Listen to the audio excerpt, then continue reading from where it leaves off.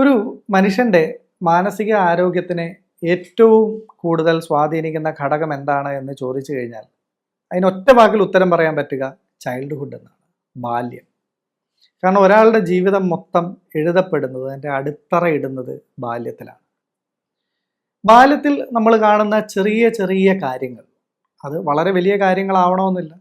കാരണം ചെറുപ്പത്തിൽ നമ്മളുടെ ഒരു കളിപ്പാട്ടം പൊട്ടിപ്പോയാൽ അത് നമ്മളിൽ ഉണ്ടാക്കുന്ന വേദന, ചിലപ്പോൾ അത്രയും വലിയ വേദന വലിയൊരു പ്രായമായി നമ്മൾ വളരെ മെച്ചുവേർഡ് ആയതിനു ശേഷം നമുക്ക് വളരെ വേണ്ടപ്പെട്ട ഒരാൾ നഷ്ടപ്പെട്ടാൽ പോലും നമുക്കുണ്ടായി എന്ന് വരില്ല.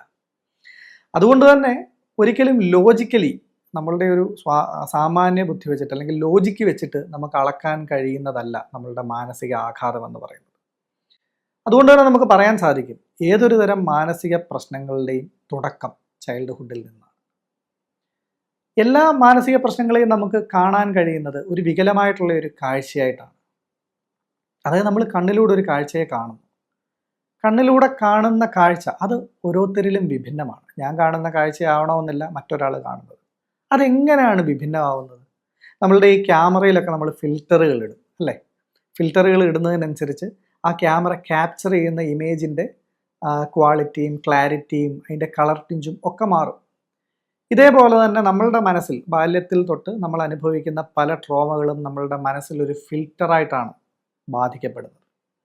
അപ്പോൾ മനസ്സിലൊരു ഫിൽറ്റർ ബാധിച്ചു കഴിഞ്ഞാൽ എന്ത് സംഭവിക്കും? നമ്മൾ ഇന്ദ്രിയങ്ങൾ കൊണ്ട് നമ്മുടെ ചുറ്റുമുള്ള കാഴ്ചകളെ നമ്മൾ കാണുന്നു. ആ കാണുന്ന കാഴ്ചകൾ നമ്മളുടെ മനസ്സിലൂടെ പ്രോസസ്സ് ചെയ്തിട്ടാണ് നമ്മളുടെ ബുദ്ധിയിലേക്ക് എത്തുന്നത്. അപ്പോൾ മനസ്സിൽ ഇത്തരത്തിലുള്ള ഒരു വികാരങ്ങളുടെ ഒരു ഫിൽറ്റർ കിടപ്പുണ്ടെങ്കിൽ എന്ത് സംഭവിക്കും? നമ്മൾ കാണുന്ന കാഴ്ച വളരെ സന്തോഷമുള്ളതായിരിക്കും, അല്ലെങ്കിൽ സമാധാനമുള്ളതായിരിക്കും. പക്ഷെ നമ്മൾ അനുഭവിച്ച ഒരു വിഷമമാകുന്ന ഫിൽറ്ററിലൂടെ കടന്ന് ഇത് നമ്മളുടെ ബുദ്ധിയിലെത്തുമ്പോൾ നമ്മൾ സന്തോഷത്തോടെ കാണേണ്ട ആ കാഴ്ചയെ സന്തോഷത്തോടെ കാണാൻ കഴിയാതെ വളരെ വിഷമത്തോടെ കാണേണ്ടുന്ന ഒരു മാനസികാവസ്ഥയിലേക്ക് നമ്മൾ എത്തും. ശരിക്കും പറഞ്ഞാൽ അവിടെ കാഴ്ചയല്ല പ്രശ്നം, നമ്മളുടെ പെർസെപ്ഷനാണ്. അപ്പോൾ ഇത്തരത്തിൽ നമ്മളുടെ ഒരു തെറ്റായ പെർസെപ്ഷനിലൂടെ നമ്മൾ നിരന്തരം കാര്യങ്ങളെ കണ്ടുകൊണ്ടിരിക്കുമ്പോൾ ഇത് മനസ്സിൽ പുതിയ പുതിയ ട്രോമകൾ ക്രിയേറ്റ് ചെയ്യുകയാണ് ചെയ്യുന്നത്. അതല്ലെങ്കിൽ നമ്മളുടെ ഉണ്ടായ ആ ട്രോമയുടെ മുകളിൽ കൂടുതൽ കൂടുതൽ ലെയറുകൾ ക്രിയേറ്റ് ചെയ്യുകയാണ് ചെയ്യുന്നത്. ഇത്തരത്തിൽ മൾട്ടിപ്പിൾ ലെയറുകൾ ക്രിയേറ്റ് ചെയ്ത് ഒരു പോയിന്റ് എത്തുമ്പോൾ അവനവന് സഹിക്കാൻ പറ്റാത്ത അല്ലെങ്കിൽ സ്വയം ഹാൻഡിൽ ചെയ്യാൻ കഴിയാത്ത ഒരവസ്ഥയിൽ എത്തുമ്പോൾ മാത്രമാണ് ഒരാൾ ഒരു മാനസികമായിട്ടുള്ള ഒരു പ്രശ്നം ഞാൻ അനുഭവിക്കുന്നു എന്ന് സ്വയം അഡ്രസ്സ് ചെയ്യുന്നത് തന്നെ. പിന്നെ നമ്മൾ നേരത്തെ പറഞ്ഞു കൊച്ചിലേ തൊട്ടുണ്ടാകുന്നതാണ് മിക്കവാറും ഉള്ള പ്രശ്നങ്ങളെന്ന് പറഞ്ഞു. പക്ഷേ കൊച്ചിലേ തൊട്ടുണ്ടാകുന്ന ഒരു പ്രശ്നങ്ങളുടെ മറ്റൊരു പ്രോബ്ലം എന്ന് പറയുന്നത് കൊച്ചിലേ തൊട്ട് നമ്മൾ അനുഭവിക്കുന്ന ഒരു പ്രശ്നം അല്ലെങ്കിൽ കൊച്ചിലേ തൊട്ട് നമ്മൾ കാണുന്ന ഒരു കാഴ്ച അത് തെറ്റാണ് എന്ന് ഈ ലോകത്താര് നമ്മളോട് പറഞ്ഞു തന്നാലും നമ്മൾ അംഗീകരിക്കില്ല അല്ലേ? കാരണം നമ്മൾ ഓർമ്മ വെച്ച കാലം തൊട്ട് നമ്മൾ കാര്യങ്ങളെ കാണാനും മനസ്സിലാക്കാനും തുടങ്ങിയ കാലം തൊട്ട് നമ്മളുടെ മനസ്സിൽ ഒരു ചെറിയ ഭയമോ വിഷമമോ കടന്നുകൂടിയിട്ടുണ്ടെന്ന് കരുതുക. ഒരു ഭയം കടന്നുകൂടിയിട്ടുണ്ടെന്ന് കരുതുക. നമ്മൾ ഓർമ്മ വെച്ച കാലം തൊട്ട് ഈ ഭയത്തിലൂടെയാണ് നമ്മൾ കാര്യങ്ങളെ കാണുന്നത്. അപ്പോൾ ഈ ഭയമില്ലാതെ ഇതിനപ്പുറം ഒരു സന്തോഷമുണ്ട് അല്ലെങ്കിൽ ഇതിനപ്പുറം ഒരു സമാധാനമുണ്ട് എന്ന് അയാൾ അറിഞ്ഞിട്ടില്ല, അയാൾ അനുഭവിച്ചിട്ടില്ല. അങ്ങനെ അറിഞ്ഞിട്ടും അനുഭവിച്ചിട്ടും ഇല്ലാത്തത് കൊണ്ട് തന്നെ അയാൾ ഒരിക്കലും അത് അംഗീകരിക്കുന്നുമില്ല. അപ്പോൾ നമ്മളുടെ കൂടെ നിൽക്കുന്ന ഒരാൾ നമ്മളോട് പറഞ്ഞു തരികയാണ്, നീ എന്തിനാണ് ഇങ്ങനെ ഭയക്കുന്നത്? നിനക്ക് ഭയത്തോടു കൂടി അല്ലാതെ സമാധാനത്തോടു കൂടി ആ കാഴ്ചയെ കണ്ടുകൂടെ എന്ന് ചോദിച്ചു കഴിഞ്ഞാൽ അയാൾ ഒരിക്കലും അംഗീകരിക്കില്ല. അയാൾ പറയും, ഞാനെന്ത് ഭയക്കുന്നു, ഞാൻ സ്വാഭാവികമായിട്ടല്ലേ കാര്യങ്ങൾ പറയുന്നത്, ഈ ഒരു സാഹചര്യത്തിൽ എനിക്ക് തോന്നുന്ന ഈ ഭയം വളരെ സ്വാഭാവികമല്ലേ, അല്ലെങ്കിൽ ഇതല്ലേ ശരി എന്ന് പറഞ്ഞ് അവർ തർക്കിക്കുക മാത്രമായിരിക്കും ചെയ്യുക.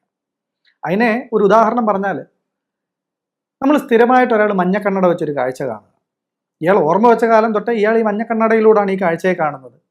അതുകൊണ്ട് തന്നെ അയാൾ എല്ലാ വെള്ള നിറങ്ങളും കാണുന്ന ഒരു ഇളം മഞ്ഞയായിട്ടാണ്. അപ്പോൾ സ്ഥിരമായിട്ട് ഇയാളുടെ കൂടെ നടക്കുന്ന ഇയാളുടെ ഒരു സുഹൃത്ത്, ഇയാൾക്കൊരു ദിവസം മനസ്സിലായി ഇയാൾ വെള്ള എന്ന് പറഞ്ഞ് ഐഡൻറ്റിഫൈ ചെയ്യുന്നത് ശരിക്കും വെള്ളയല്ല, ലൈറ്റ് മഞ്ഞയാണ്. കാരണം ഇയാളൊരു ഇളം മഞ്ഞയും വെള്ളയും വെള്ളയായിട്ട് തന്നെയാണ് പറയുന്നത്. അപ്പോൾ ഈ പുള്ളിക്ക് മനസ്സിലായി, കൂട്ടുകാരന് മനസ്സിലായി, ഇയാൾ വെള്ള എന്ന് പറയുന്നത് ശരിക്കും വെള്ളയല്ല മഞ്ഞയാണ് പറയുന്നത്. അപ്പോൾ ഇയാൾ പറഞ്ഞ് കൺവിൻസ് ചെയ്യാൻ ശ്രമിക്കുകയാണ്, അതേ സുഹൃത്തെ, നിങ്ങൾ ഈ പറയുന്ന വെള്ളയല്ല, അത് മഞ്ഞയാണ്. അയാൾ അംഗീകരിക്കുമോ? ഒരിക്കലും അംഗീകരിക്കില്ല. കാരണം അയാൾ ജനിച്ചപ്പോൾ തൊട്ട് അയാൾ ഓർമ്മ വെച്ച കാലം തൊട്ട് കാണുന്ന കാഴ്ചയാണ്. ഇത്തരത്തിലുള്ള വികലമായ കാഴ്ചകളാണ് എല്ലാ മാനസിക പ്രശ്നങ്ങളുടെയും അടിസ്ഥാന കാരണം. ഈ മാനസിക പ്രശ്നങ്ങൾ ഇത്തരത്തിൽ ഒരു വികലമായ കാഴ്ച മൂലമുണ്ടാകുന്ന മാനസിക പ്രശ്നങ്ങളെ പരിഹരിക്കണമെന്നുണ്ടെങ്കിൽ അതിന് നിദാന പരിവർജനമാണ് ചികിത്സ. രോഗത്തിൻ്റെ കാരണത്തിനെ ഇല്ലാണ്ടാക്കുന്നതാണ് ചികിത്സ. അപ്പം ഈ ഒരു വിഷയത്തിൽ ആ ഒരു ഫിൽറ്ററിലൂടെ കാണുന്ന കാഴ്ചയാണ് നമ്മളിൽ മാനസിക പ്രശ്നങ്ങൾ ഉണ്ടാക്കുന്നതുണ്ടെന്നുണ്ടെങ്കിൽ ആ ഫിൽറ്ററിനെ എടുത്തു മാറ്റുക എന്നുള്ളതാണ് ചികിത്സ. പക്ഷേ നമ്മൾ പ്രശ്നം ബാധിച്ചിരിക്കുന്ന അതേ മനസ്സുകൊണ്ട് തന്നെയാണ് ആ പ്രശ്നത്തിനെ നമ്മൾ പരിഹരിക്കാൻ ശ്രമിക്കേണ്ടത്. അതാണ് പല മാനസിക പ്രശ്നങ്ങളെയും സ്വയം മാനേജ് ചെയ്യാൻ കഴിയാത്ത വിധം ബുദ്ധിമുട്ടുള്ളതാക്കുന്നത്.